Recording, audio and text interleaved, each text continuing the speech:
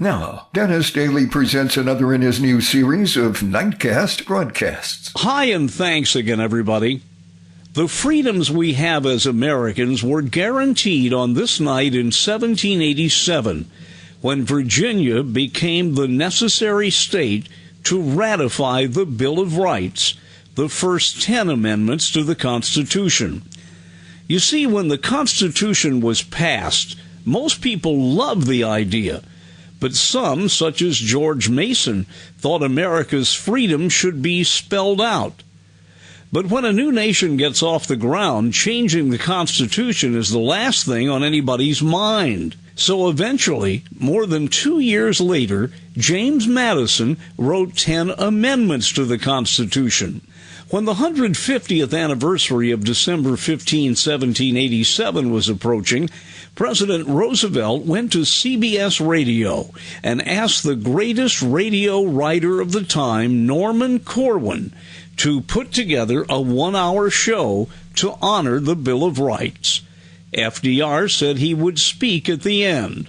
Corwin wrote an incredible broadcast that made the Bill of Rights actually understandable. He met with FDR in Washington, then went back to New York to complete his obligations with CBS, and in early December, just a week before the show was to be aired, he headed to Hollywood by train. Along the way, he sent telegrams to Marjorie Main, Edward Arnold, Orson Welles, Lionel Barrymore, Walter Houston, Edward G. Robinson, and others, asking them to take part in the show and not charge anything. Corwin was halfway to L.A. when a porter on the train told him Pearl Harbor had been attacked. Norman Corwin realized the show he was writing had to be something special. It would air just a week after America went to war. His job was horrifyingly simple: create a 1-hour radio show that would inspire America to win that war. But who would narrate it? He thought about great patriotic movies, and then Mr. Smith Goes to Washington. Jimmy Stewart was the only choice. Stewart said yes. So on this date in 1941, with Pearl Harbor still in the headlines, on all the radio networks, simultaneously, Norman Corwin's We Hold These Truths, with original music by Bernard Herrmann, was presented live. Jimmy Stewart was at his best. Article 1, Section 1. All legislative... The words are dim, but not the meaning of the words. The pens that put this down are dust, but not the marks they made. There was a time when this was shining parchment, when the text was easier to read, when the ink was not yet dry. Suppose that we... Corwin's descriptive words told of a time when, even though a war had ended, no one was sure exactly what to do next. The farmers and the clerks and the hackmen and the artisans and the grease-grimed blacksmiths in their shops.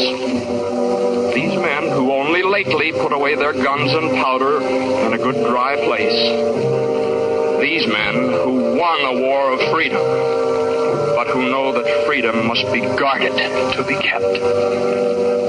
And they're suspicious. At one point, Orson Welles, reading Corwin's words, tells of how Americans were guaranteed that no more evil forces from within or without would take their freedoms. The Congress of the 13 states, instructed by the people of the 13 states, drew up the bulwark, wrote a hope, and made a sign for their posterity against the bigots, the fanatics, bullies, lynchers, race haters, the cruel men, the spiteful men, the sneaking men. The Congress wrote a 10-part epic.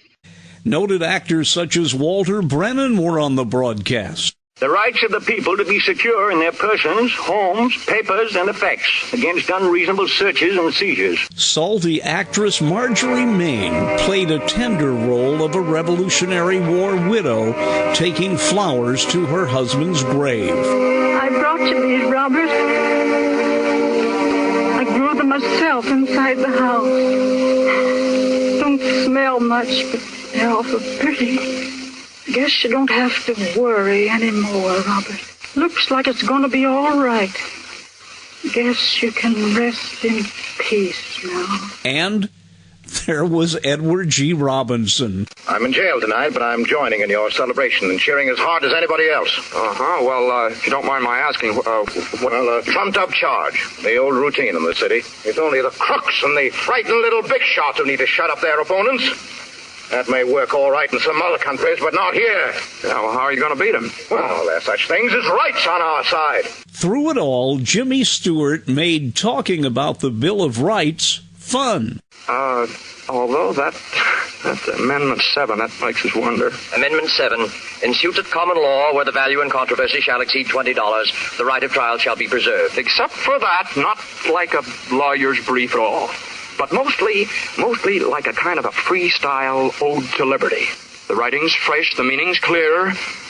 Parchment gleams in the December sun like a burnished shield upraised against oppression. This night, in 1941. From the east, from west, from north, from south. It was one of the greatest broadcasts in the history of radio. But there would be one better, the one that aired on VE Day, the end of the war in Europe. It, too, written by Norman Corwin. That's NIGHTCAST. I'm Dennis Daly. Listen for NIGHTCAST with Dennis Daly, Monday through Friday evenings at this time. This is the Shrievikman Radio Network. Shrievikman programs are distributed by Ersat Satellite.